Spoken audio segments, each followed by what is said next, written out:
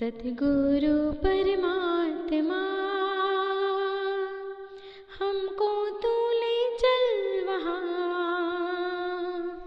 तेरी शरण हो तेरी लगन हो, ना हो कोई कामना। सद्गुरु परमात्मा भूले कभी हम राह दिवाकर, याद करे हम तेरे वचन। तन मन धन सब तुझको समर्पित, अब तेरा है ये जीवन, अब तेरा है ये जीवन। अंतर में तू ही बसा, तुझसे ही मेरा जहां, तुझको ही द्याऊं शीश झुकाऊं, चरणों में रखना सदा। सद्गुरु परमात्मा हमको तू ले चल वहाँ, तेरी शरण हो तेरी लगन हो, ना हो कोई कामना। सद्गुरु परमात्मा स्वागतम सुस्वागतम, स्वागतम सुस्वागतम, स्वागतम सुस्वागतम, स्वागतम सुस्वागतम। शांति कुंज के ऋषि सपूत का कर रहे हैं स्वागतम, शांति कुंज के ऋषि सपूत का कर रहे हैं स्वागतम। युग क्रांति के सृजन वीर का कर रहे हैं स्वागतम, शांति कुंज के ऋषि सपूत का कर रहे हैं स्वागतम। युग क्रांति के सृजन वीर का कर रहे हैं स्वागतम। स्वागतम सुस्वागतम, स्वागतम सुस्वागतम, स्वागतम सुस्वागतम, स्वागतम सुस्वागतम। यं ब्रह्मवेदान्तविदो वदन्ति परमं प्रधानं पुरुषार्थकारि, विश्वोदयकारणमीश्वरं वा तस्मै नमो वेदविनाशनाय। ॐ यं ब्रह्मा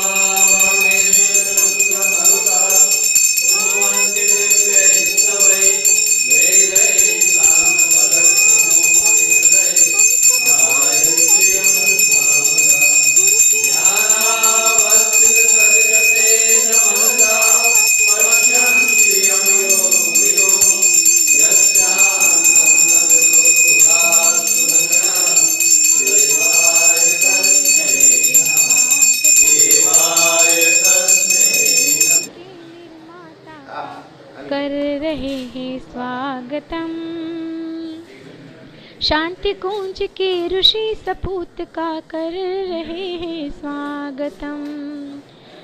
युग क्रांति के सृजन वीर का कर रहे हैं स्वागतम। स्वागतम सुस्वागतम। आदरणीय भैया का अभिनंदन स्वागत इस विराट गायत्री शक्तिपीठ गायत्री परिवार जयपुर की तरफ से अभिनंदन। ओम स्वस्ति न इंद्रो वृषभाः, स्वस्ति न पूषा विश्ववेदाः, स्वस्ति नस्तार्क्ष्यो अरिष्टनेमिः, स्वस्ति नो बृहस्पतिर्दधातु। परम पूज्य गुरुदेव बदरी माता जी का पावन दिव्य आशीर्वाद, श्रद्धेय दीदी, श्रद्धेय डॉक्टर का स्नेह प्यारा आशीर्वाद लेकर के आदरणीय भैया हम सबके मध्य में हैं और स्वर्ण जयंती का पावन संदेश, क्योंकि यहाँ अब हम सब आपस में बातचीत करने जा रहे हैं, इसलिए इसमें संख्या की कोई बात नहीं है कि आप कितनी संख्या में हैं। जितने भी हैं वो सब हीरे मोती हैं गुरुदेव के, और श्रद्धा समर्पण विश्वास के साथ आप मार्गदर्शन प्राप्त करें। मैं आदरणीय भैया से विनम्र प्रार्थना करता हूँ कि जयपुर शाखा को अपना मार्गदर्शन प्रदान करें, जिससे कि हम स्वर्ण जयंती वर्ष में अपने गुरुदेव के विचार को, गुरुदेव के साहित्य चिंतन को और स्वर्ण जयंती वर्ष में हमारे दायित्व को किस तरीके से घर घर तक, जन जन तक युगऋषि के विचार को पहुंचा सकें और अपने जीवन को सफल बना सकें, ऐसा मार्गदर्शन हम सबको प्रदान करें। हम श्रद्धेय भैया से भाव से, श्रद्धा से प्रार्थना करते हैं। धन्यवाद सर। मित्रों, परम पूज्य गुरुदेव परमवंदनीय माता जी की दिव्य उपस्थिति को साक्षी मानते हुए माँ गायत्री के महामंत्र के साथ मैं अपनी बात प्रारंभ करना चाहूँगा। माँ गायत्री का पावन मंत्र हमारे अपने कर्मों के क्षय का, कर्मों के परिष्कार का मंत्र है। शास्त्र कहते हैं कृतुमय पुरुष, ये जो जीवन मनुष्य को मिला, मृत्यु से ही कर्म की व्यवस्था प्रारंभ हो जाती है।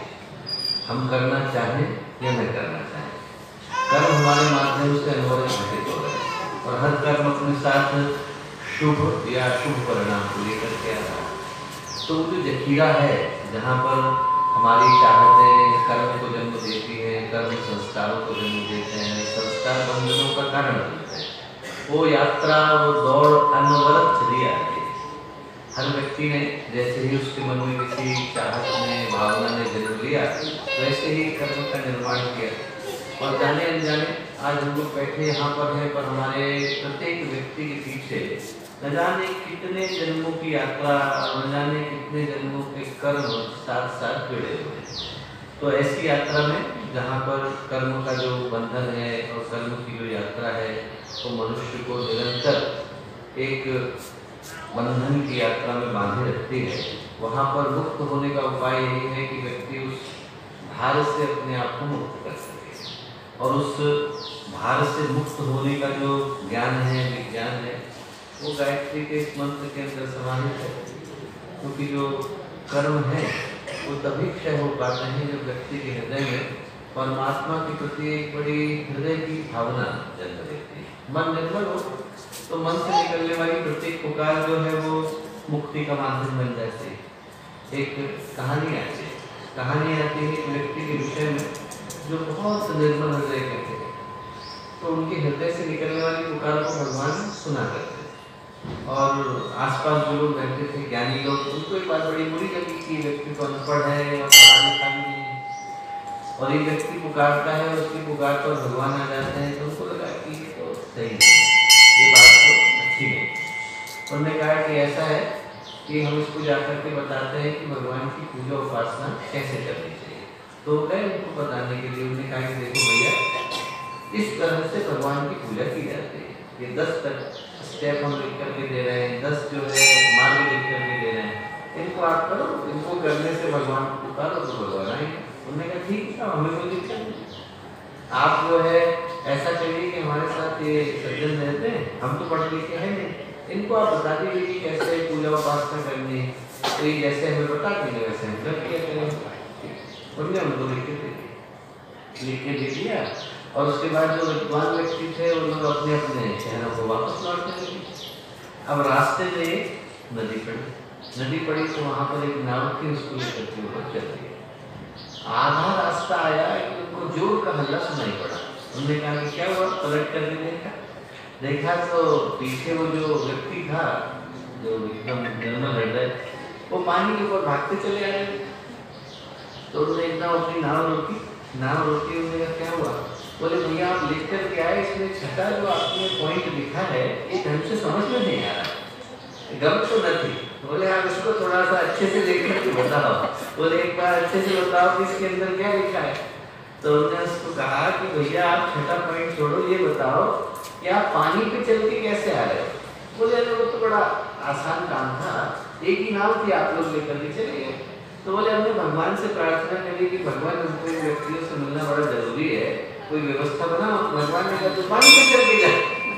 तो उन्होंने कहा कि भैया तुम छठा पॉइंट छोड़ो, जैसे कर रहे थे वैसे ही प्रार्थना करो। जिसकी प्रार्थना सच्ची होती है, मन निर्मल होता है, हृदय की पुकार गहरी होती है, उसके मुंह से निकलने वाला प्रत्येक शब्द मंत्र हो जाता है।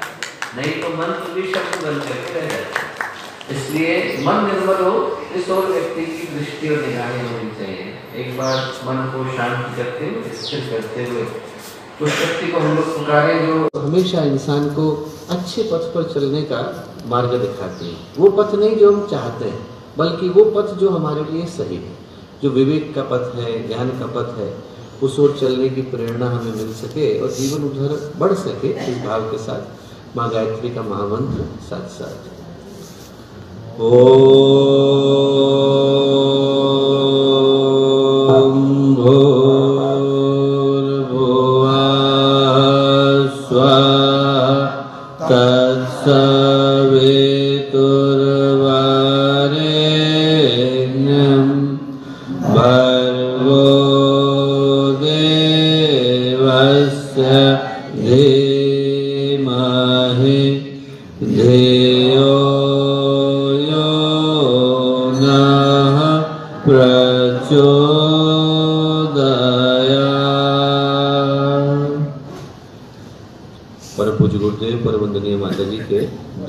संरक्षण में जीतपुर का ये पावन स्थान भगवान केरालेश्वर की भूमि, एक पवित्र भूमि, और इस पवित्र भूमि पर स्थित इस गायत्री शक्तिपीठ के पुनीत प्रांगण में, जहाँ पर हम लोग दो दिव्य वृक्षों की छाया में आज के इस संक्षिप्त से अपने वार्तालाप के क्रम को अंजाम दे रहे हैं। तो इस शुभ अवसर पर हम लोगों के साथ उपस्थित आदरणीय अश्विन काका, आदरणीय उदय भाई साहब, यहाँ उपस्थित आदरणीय कनु भाई, आदरणीय भगवान जी भाई साहब, आदरणीय महेश जी भाई साहब, आदरणीय क्रांति जी भाई साहब, उपस्थित इस क्षेत्र के सभी सम्मानित कार्यकर्तागण और क्षेत्र के सभी गायत्री परिवार के अपने भाई और बहनों और प्यारे मित्रगण।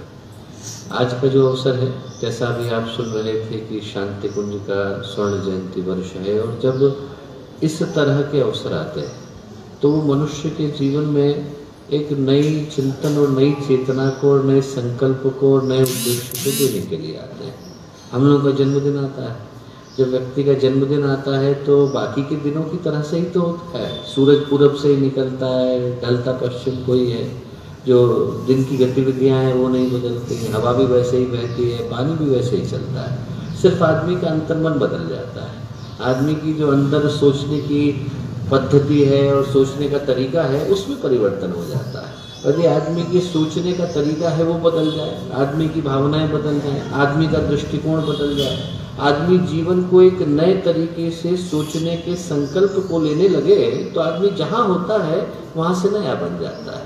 उम्र क्या है इससे फर्क नहीं पड़ता, जीवन कहाँ पर है इससे फर्क नहीं पड़ता, देश कौन सा है, क्षेत्र कौन सा है इससे फर्क नहीं पड़ता, बल्कि व्यक्ति जहाँ है वहाँ से एक नवीन ऊर्जा के साथ और नए उत्साह के साथ आगे बढ़ने के संकल्प को ले लेता है। तो हमें शांति कुंज के स्वर्ण जयंती वर्ष को इसी दृष्टि से देखने की आवश्यकता है कि ये जो स्वर्ण जयंती का वर्ष आया है वो हमारे जीवन में कौन सी नई प्रेरणा को दे करके जाता है।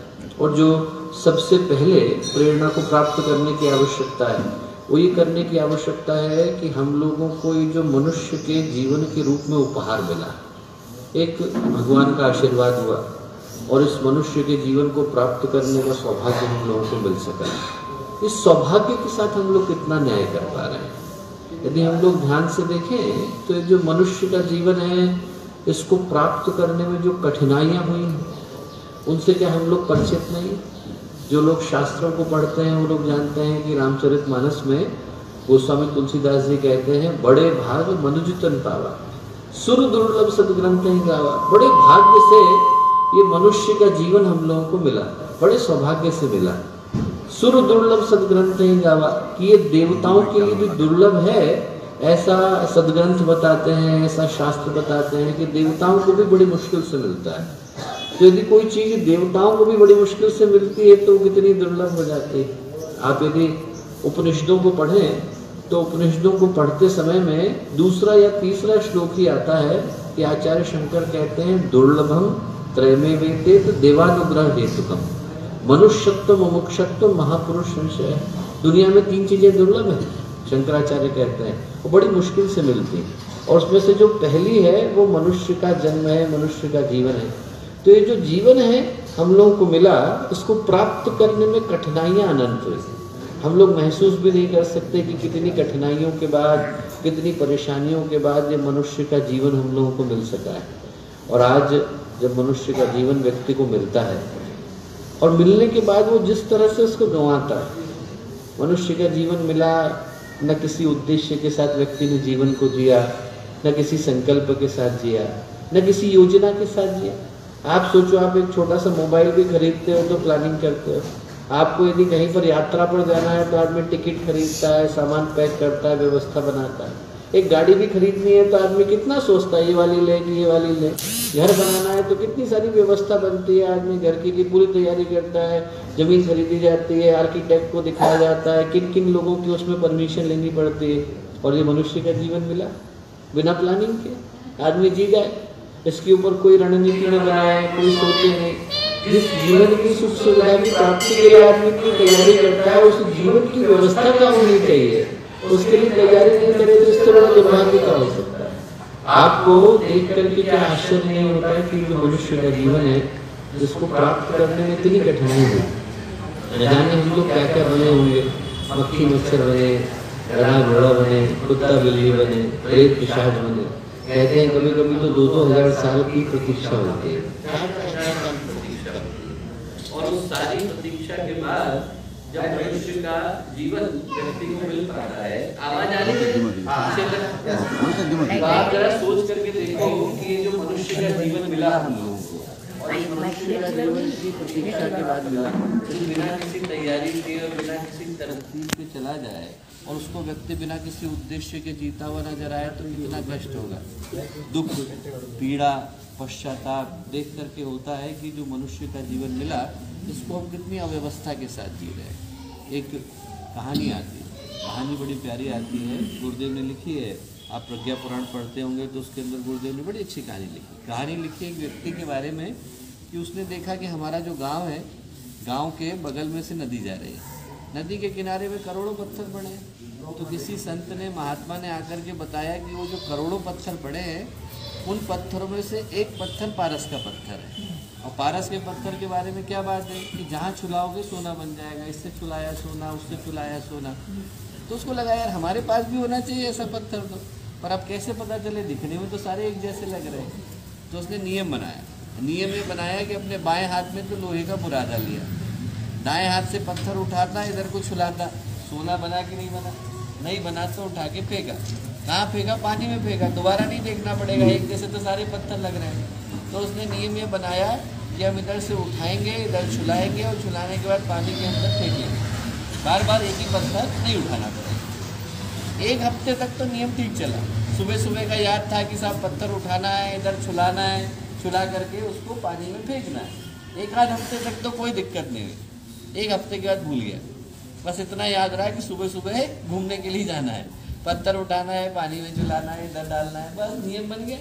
जैसे आदमी आता है तो पहली बार भगवान के मंदिर में आएगा तो कितनी भावना होती है, अरे भगवान को एकदम देख के मन में आँख से आंसू आ जाते हैं। और सब बाद में आदत पड़ जाती है, जाना है, घंटी लानी है, प्रणाम करना है, इधर छूना है, तिलक लगाना है, बाहर को जाना है, बस आदत पड़ गई। उसको भी आदत पड़ गई, इधर उठाना है, इधर छुलाना है, छुला करके फेंकना है। 1 वर्ष निकल गया, 5 वर्ष निकल गए, 10 वर्ष निकल गए, 20 वर्ष निकल गए। 20 वर्ष के बाद एक दिन पत्थर उठाया, इधर छुलाया और पानी में फेंका, और इधर फेंका और 10 मीटर आगे बढ़ा तो देखा ये क्या हुआ, सोना बन गया, पत्थर चला गया। मनुष्य का जीवन है, हमको मिला पारस के पत्थर के रूप में। गुरुदेव ने कहा अमृत, पारस, कल्प वृक्ष। मनुष्य का जीवन क्या है, अमृत है, पारस है, कल्प वृक्ष है। 3 चीज़ों के रूप में मिला। विष को छुलाएंगे अमृत बन जाएगा, धातु को छुलाएंगे सोना बन जाएगा, इसके नीचे बैठ के कुछ मांगेंगे तो मिल जाएगा। हम चाहें तो इसी जीवन के अंदर गुरुदेव बन सकते हैं, विवेकानंद बन सकते हैं, ऋषि बन सकते हैं, मुनि बन सकते हैं, पर आदमी बनता क्या है, जनसंख्या बढ़ा के चला जाता है। आदमी आया और गया, किसी को होश ही नहीं, उसके अपने परिवार को पता नहीं चलता कि कब आए और कब चले गए, समाज को तो क्या पता चलेगा। ऐसे में याद रखने की आवश्यकता है कि मनुष्य का जीवन बड़ी मुश्किल से कठिनाई के साथ मिला, पहली बार नहीं मिला। हम सोच के देखें, हजारों बार हम आए। आप यदि गीता में पढ़ो तो गीता में भगवान कहते हैं, नत्वैवाहं जातुनासं नत्वं नेमे जनाधिपा न चैव न भविष्यामि सर्वे वै मदः परम्। अर्जुन से कहते हैं, अर्जुन देख रहे सामने की भीड़, बोले जितने राजा हैं हजारों बार मेरे सामने आए, हजारों बार तो तू ही आया है, हजारों बार मैं आया। तो जब भगवान हजारों बार आए तो हमारी गिनती कितनी होगी? करोड़ों खरबों में तो होगी, अरबों समय से हम लोग आ रहे हैं। और यदि उस बार में मुक्त हो गए होते तो यहाँ बैठे थोड़े ही होते। हम लोग यहाँ बैठे हैं क्योंकि हम लोग बैक पेपर का एग्जामिनेशन दे रहे हैं, मेन परीक्षा में तो फेल हो गए थे। आज हम लोग यहाँ बैठे हैं क्योंकि हम लोग इससे पहली वाली परीक्षा में पास नहीं हो पाए। वो जो मनुष्य का जीवन मिला तो मिलने के साथ साथ संभावनाएं मिली।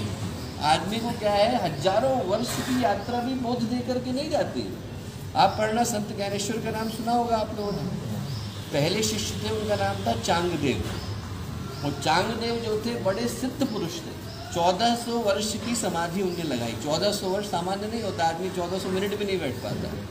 1400 वर्ष तक समाधि में बैठे थे। समाधि से जब उनकी आंखें खुली तो उनको सिद्धि प्राप्त हुई। सिद्धि क्या मिली कि जिस व्यक्ति को, जिस मरे व्यक्ति को छुएंगे उसके अंदर प्राण आ जाए। तो अब पूरे भारत भर में हल्ला फैल गया कि साहब एक हैं जो मरे व्यक्तियों को जिलाते हैं। तो जहाँ वो समाधि लगा के बैठते थे, लोग अपने अपने घर से अपनी अपनी लाशों को लेके जाते थे, वो सर पे हाथ रखते थे, खड़ा हो जाता था, चल देते। एक दिन ऐसे ही लगा के बैठे थे। एक 8 साल की लड़की आई, नाम था मुक्ताबाई, ज्ञानेश्वर की छोटी बहन। तो वो आई, उसने कहा कि ये भीड़ क्यों लगी है साहब, इतने सारे लोग मुर्दे बन के क्यों बैठे हैं? उन्होंने कहा कि साहब अभी आँख खोलेंगे और जैसे सर पे रखेंगे वैसे खड़े हो जाएंगे। उन्होंने कहा इतनी सी बात? बोले हाँ। बोले इतनी सी बात के लिए इनकी आँख खोलने की प्रतीक्षा करने की क्या जरूरत है? उसने तुलसी का जल लिया, मुर्दों के मुंह में डाला, कान में गायत्री बोला, सब खड़े हुए चले गए। अब जैसे उनकी आँख खुली तो उनको आश्चर्य का ठिकाना नहीं। उन्होंने कहा आज तो कोई भी नहीं आया। उन्हें कहाँ गए सब लोग? उन्होंने कहा सब 8 साल की लड़की है, ऐसा करके गए। अब भगवान देखिए कैसी लीला रचता है, किसी के अहंकार को तोड़ने के लिए 8 साल की लड़की से तुड़वाया। 1400 साल की समाधि की जो सिद्धि थी 8 साल की लड़की से तुड़वाई। तो उनने ध्यान लगाया कि कौन आए। तो इतना समझ में आया कि कोई बहुत बड़ी अवतारी चेतना धरती पर आई। कौन आई ये नहीं पता चल पाया। तो उन्होंने कहा कि मिलने के लिए जाएं। अब मिलने कैसे जाएं? उनके मन में अहंकार था कि साहब मैं बड़ा व्यक्ति हूँ तो उनको बुलाऊं यहाँ पर। तो उन्होंने कहा चिट्ठी लिखते हैं। अब जब चिट्ठी लिखने के लिए बैठे तो ये समझ में नहीं आया कि बड़ा लिखे कि छोटा लिखे। उनको बड़ा कहे कि छोटा कहे। तो उनने बहुत देर सोचने के बाद कोरा कागज़ भेज दिया। अब कोरा कागज़ लेकर के जब दूत गया, भाई आज की तरह व्हाट्सएप तो था नहीं, तो दूत गया लेकर के। अब जब गया और उसने जाकर के संत ज्ञानेश्वर को दिया तो संत ज्ञानेश्वर तो मुस्कुराए पर उनकी बहन हंस दी। तो बहन हंसी तो लोगों ने कहा भाई क्यों हंस रहे हैं?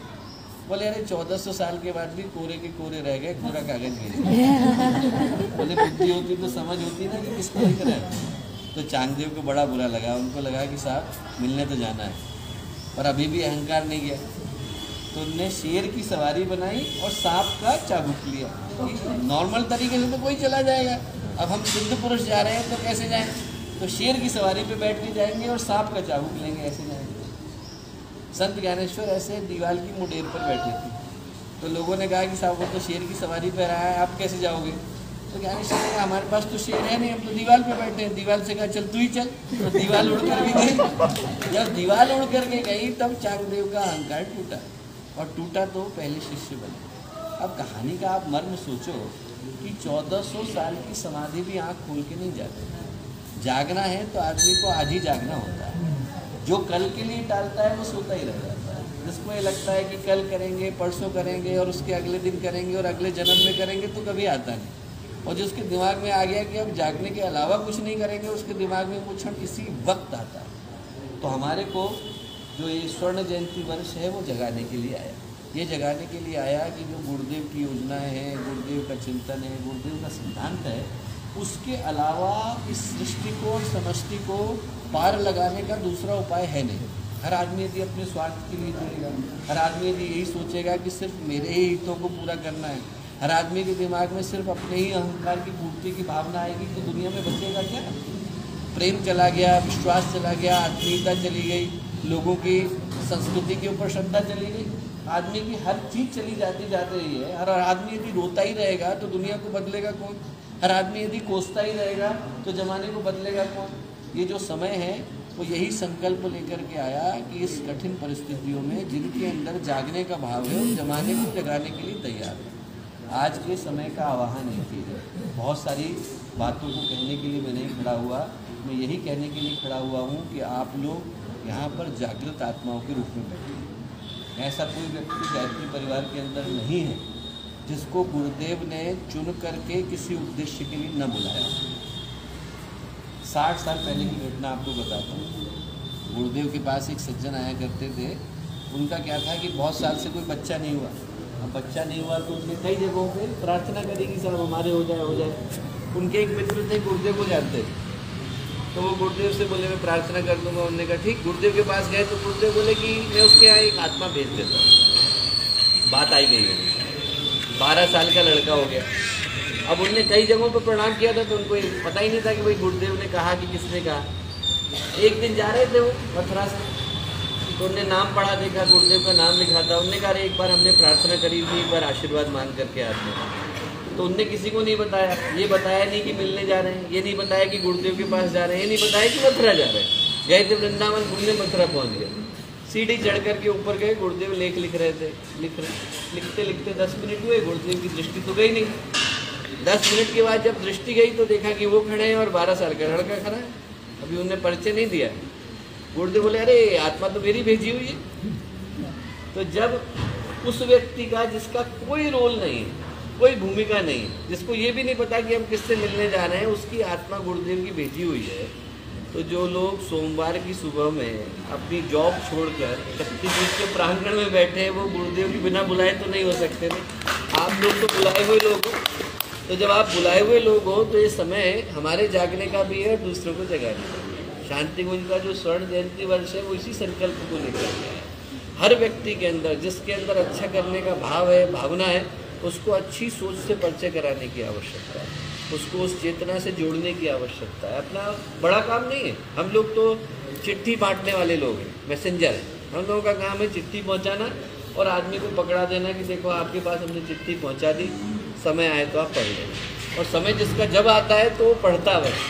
इतना आप मान करके चलना कि भगवान ने हर एक के लिए समय निर्धारित कर रखा है। जब आएगा तब पढ़ा जाएगा। अभी मैं 4-5 यात्राओं पहले में घर में गए वहाँ, उनने एक सज्जन है, उनने पूरा गुरुदेव का वांग्मय स्थापित किया। और वांग्मय कैसे स्थापित किया, कहानी बड़ी ज़बरदस्त है। उनने गुरुदेव का पूरा वांग्मय स्थापित किया। तो मैं ऐसे ही पूछा, मैंने कहा आपने इतनी बड़ी लाइब्रेरी बनाई गुरुदेव की, क्यों बनाई? बोले बड़े व्यापारी हैं उस क्षेत्र के, सबसे बड़े व्यापारी। बोले साहब मैं अपना सारा काम घूस दे के कराता हूँ। तो बोले एक बार क्या हुआ कि एक ऐसे अधिकारी के पास काम रुक गया जो बिल्कुल ईमानदार थे, एक पैसा नहीं लेते थे, और मेरा काम उन्हें रोक दिया। तो मैंने लोगों से पूछा कि साहब ये कैसे मानेंगे, पैसा लेते नहीं है, क्या नहीं करते हैं? बोले साहब ये गायत्री परिवार के हैं, आप इनके पास कुर्ता धोती पहन के जाओ तो काम कर देंगे। ठीक है, कुर्ता धोती पहन के गए। अब उनको किसी ने, बाहर वाले व्यक्ति ने बताया कि साहब ये जो अधिकारी हैं इनको गुरुदेव के साहित्य से बहुत रुचि है। बोले आप इनसे कहना कि मेरे को वांग्मय की स्थापना करानी है। तो बोले हो सकता है कि ये आपका काम कर दें। तो वो अधिकारी जो उनसे मिलते भी नहीं थे, जब उनने गुरुदेव का नाम लिया और वांग्मय का नाम लिया तो उन्होंने 1.5 घंटे बिठाया, उनको अच्छे से उनका स्वागत किया और उनको लगा कि अपना गायत्री परिवार का कोई आया। तो उन्होंने बहुत ध्यान से उनका ध्यान रखा। अब ध्यान रखने के बाद क्या हुआ कि जब 1-1.5 घंटा वो बैठ करके निकले तो वांग्मय खरीद के ले आए, घर में आकर के स्थापित कर दिया। पढ़ा नहीं, घर में आकर एक कमरे के अंदर स्थापित कर दिया। कोरोना का समय आया तो क्या हुआ कि वो उनको कोरोना हो गया। कोरोना हुआ तो क्वारंटीन हुए, क्वारंटीन उसी कमरे में हुए, 14 दिन तक बाहर नहीं निकल सकते।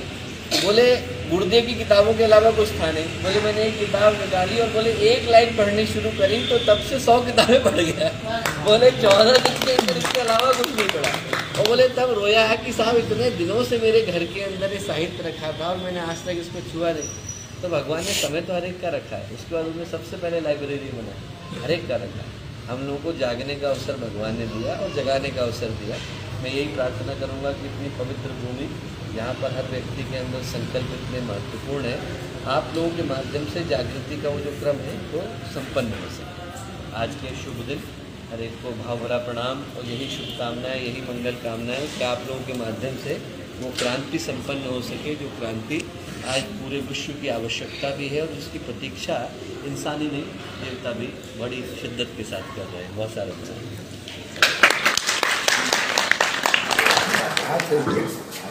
आदरणीय चिकित्सक साहब का धन्यवाद, आभार हम व्यक्त करते हैं जयपुर गायत्री शक्तिपीठ। तो थोड़ा शक्तिपीठ का संक्षिप्त में परिचय और सभी परिजनों का, ट्रस्टियों का संक्षिप्त में परिचय। हमारा गुरुद्वारा शांति कुंज के 50 वर्ष पूरा होने पर स्वर्ण जयंती वर्ष अंतर्गत डॉक्टर चिन्मय जी हमारे यहाँ पधारे हैं, हमारे बड़े भाग है। श्री गायत्री शक्तिपीठ जयपुर की स्थापना सर 1993 6/4/1993 हनुमान जयंती चैत्र शुद्ध पूनम गायत्री परिवार के सभी परिजन भाई बहन के एकजुट होकर अपनी अपनी प्रतिभा व क्षमता अनुसार युग निर्माण योजना अंतर्गत हो रहे हैं कार्यों में काम कर रहे हैं। जैसे कि श्री गायत्री शक्तिपीठ की यज्ञशाला में हर रोज संक्षिप्त यज्ञ होता है, हर गुरुवार और रविवार के दिन संस्कार संपन्न हो रहे हैं, जिसमें ज्यादा से ज्यादा गर्भोत्सव संस्कार संपन्न किए जाते हैं, जिसमें संस्कार धारक को 50 रुपया का साहित्य सत्साहित्य दिया जाता है। घर घर में संपन्न होने वाले यज्ञ धारक यजमान दंपति को 100 रुपए का सत्साहित्य दिया जाता है। आदर्श लग्न संस्कार संपन्न होते हैं। वेदोक्त विधि अनुसार संपन्न हुए यज्ञ संसार की लग्न संस्कार की संख्या अब तक 500 तक हो गई है। वर कन्या को आदर्श लग्न का प्रमाण पत्र दिया जाता है शक्तिपीठ की ओर से, और कन्या को विदाई कलश और मां गायत्री पर पहनी हुई साड़ी प्रसाद के रूप में दी जाती है। लग्न संस्कार के अंतिम चरण में दोनों के माता पिता को गायत्री मंत्र के दुपट्टे से सम्मानित किया जाता है और 500 रुपये का सत्साहित्य उनको दिया जाता है। अपनी सक्षम प्रतिभा के अनुसार हमारे परिजन, मैं माई सेल्फ भगवान जी भाई भीमजियाणी, महेश भाई कमानी साहब, राजू भाई व्यास साहब, किशन भाई मूलचंदानी और प्रवीण भाई रावराणी जी और महिपत भाई व्यास जी, ये सब लग्न संस्कार संपन्न कराते हैं। प्रज्ञा महिला मंडल की बहनें घर घर जाकर युग शक्ति गायत्री मासिक पत्रिकाएं पहुंचाती है। महिला मंडल की बहनों द्वारा 300 घरों में ज्ञान घट की स्थापना कराई गई है। हर महीने ये बहनें घर घर जाकर ज्ञान घट की राशि एकत्र करके सत्साहित्य के प्रचार प्रसार में लगाती है। विशेष प्रतिभावान महिलाएं भी अपना समय दान गुरु कार्य में लगाती है। श्रीमती गीताबेन जोशी यहाँ बैठी है, तो वो यज्ञ संस्कार, प्रज्ञा संगीत, प्रज्ञा पुराण कथा, सत्यनारायण की कथा संपन्न कराती है बहन जी। गुरुवार के क्रांतिकारी विचारों को देश विदेश में इंटरनेट जगत में 14 साल से ऋषि चिंतन के सानिध्य में नामक ब्लॉग द्वारा तथा यूट्यूब चैनल द्वारा हमारे क्रांतिवीर ये कांतिभाई करसाला प्रसारित करते हैं। और ऑल वर्ल्ड गायत्री परिवार, जिसको हम AWGP बोलते हैं, ऋषि चिंतन को, तो उसको उसमें स्थान मिला है और वेबसाइट का उद्घाटन करना है। तो हमारे ट्रस्टीगण है वेबसाइट 14 साल से चल रही है। हमने अभी आनंद भैया को बताई, वेबसाइट बड़ी सुंदर वेबसाइट का ब्लॉग है और ब्लॉग के साथ साथ उनका यूट्यूब चैनल भी चल रहा है। तो भाई साहब के साथ अभी मुलाकात हो जाएगी। उद्घाटन चूँकि ऑलरेडी 14 साल से चल रहा है, तो उसके उद्घाटन का अभी तात्पर्य नहीं है। और उसके अतिरिक्त जो भी परिजन है, तो हमारे गायत्री शक्तिपीठ के ट्रस्टी है माई सेल्फ भगवान जी भाई प्रमुख श्री, कांति भाई जी करसाला सेक्रेटरी श्री, महेश भाई कमानी खड़े हो, तो ये खजान जी कुबेरपति है, महिपत भाई एन व्यास साहब हमारे जो लग्न संस्कार संपन्न कराते हैं पीछे बैठे हैं, और गांडू भाई जी सावलिया जिसका मूल नहीं है, ये साहित्य स्टॉल 25 साल से ये संभाल रहे हैं गांडू भाई, प्रवीण भाई रावणानी जो यज्ञ संस्कार लग्न संस्कार कराते हैं, रिलाल भाई सिंगाला आए हैं, वो उद्योगपति है। राजेश भाई आर व्यास वो हमारे साथ यज्ञ संस्कार लग्न संस्कार सब कराते हैं। बाबू भाई मंडल इधर नहीं है। जगदीश भाई टी कोटड़िया वो भी बाहर गाम गए हैं। मनसुख भाई वाघाणी वो भी उद्योगपति है। प्रियव्रत भाई जोशी डॉक्टर वो अभी आए नहीं है, बाहर गाम में है। देवेंद्र भी पंडिया हमारा इधर खड़ा है। वो सब बच्चों को लेकर युवाओं को लेकर हमारा कार्य करते हैं। तो सच्चे अर्थ में हम जिसको समझदानी कहते हैं वो गांडू भाई सावलिया की मैंने बात की कि 20-25 साल से शक्तिपीठ को अपना समय दे रहे हैं और किसी भी काम को छोटा न समझते हुए उन्होंने निष्ठा से अपना समयदान दिया है शक्तिपीठ को। तो शांति कुंज की स्थापना को 50 वर्ष होते हुए स्वर्ण वर्ष अंतर्गत चिन्मय पंड्या जी साहब हमारा बीच पधारे हैं। तो अपनी भविष्य की योजनाओं जैसे कि साहब भविष्य की जयपुर शहर में अलग अलग विस्तार में हम पंचकुंडी गायत्री महायज्ञ संपन्न कराएंगे अलग अलग विस्तार में, और हर घर में ग्रंथ स्थापना कराएंगे। हर हर गंगे घर घर गंगे अंतर्गत हर घर में गंगा जल की स्थापना करके परिवारों को देव परिवार बनाने की प्रेरणा देंगे। नमस्ते, थैंक यू।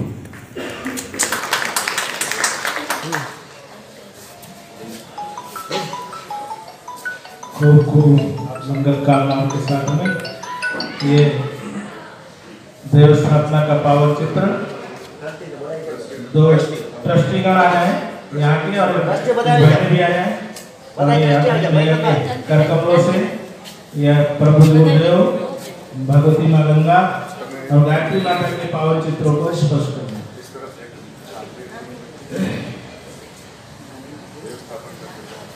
ओम भूर्भुवः स्वः तत्सवितुर्वरेण्यं भर्गो देवस्य धीमहि धियो यो नः प्रचोदयात्।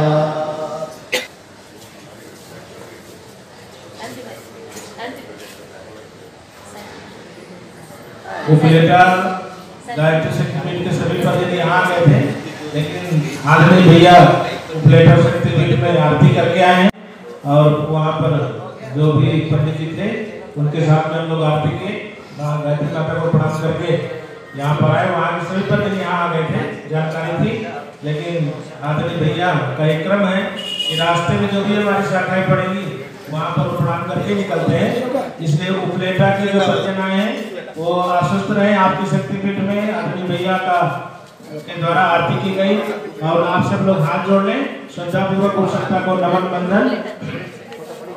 उपलेटा के पंडित आ गए आदरणीय भैया से ये प्रभु गुरुदेव का देव चित्र माँ भगवती गंगा की स्थापना के भाव से करकमलों से आपको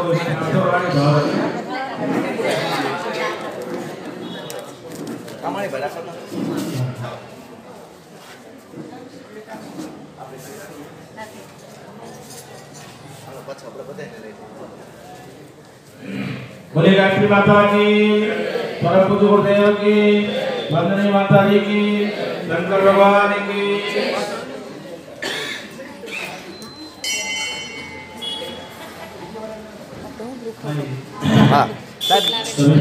ग्रुप फोटो बताएं। ये पावन क्रम है जिन्हें आप भेंट के आप अपने भैया को समर्पित कर रहे हैं गुरुद्वारे के लिए। आलो तो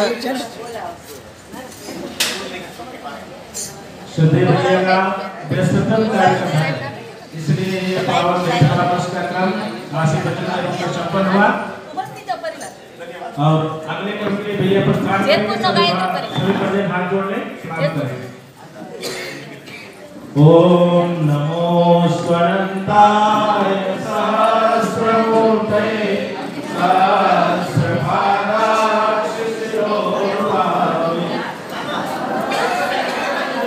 पुरुषाय शाश्वते सहस्रकोटि युगधारे नमः।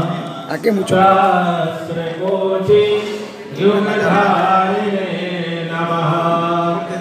ओम विश्वानिदेव सवितर दुरितानि परास्व यद्भद्रं तन्नयास्व। ओम शांति शांति शांति।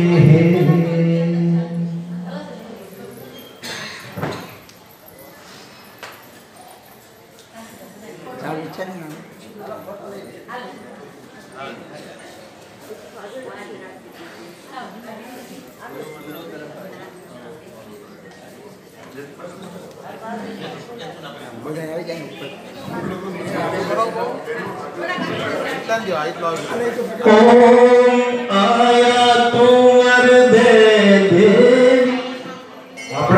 બધા ફોટોગ્રાફ માટે આગળ આવી જાઓ. બહેનો એક મિનિટ સાંભળી લો. મંદિરની આગળ આપણે આવી જાઓ. આદરણીય ચંદ્રભૈયાને અહીંયા આગળ આવવા દો.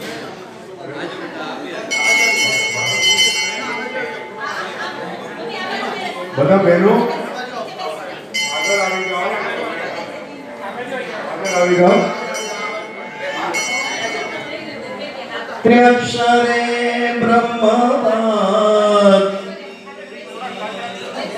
गायत्री छंदस. बेसिया बता. बेसिया वाला ग्रुप फोटो सर साइड है. बेसिया बता. Sit down please.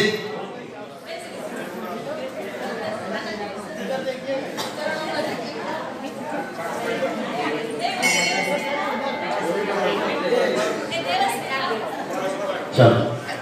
हे गुरु तव चरणमा करूं छु वंदना. हे गुरु तव चरणमा करूं छु वंदना. हर पड़ रहो. बहनों का प्रणाम हो गया है. कृपया बहनें आगे की ओर बढ़ें.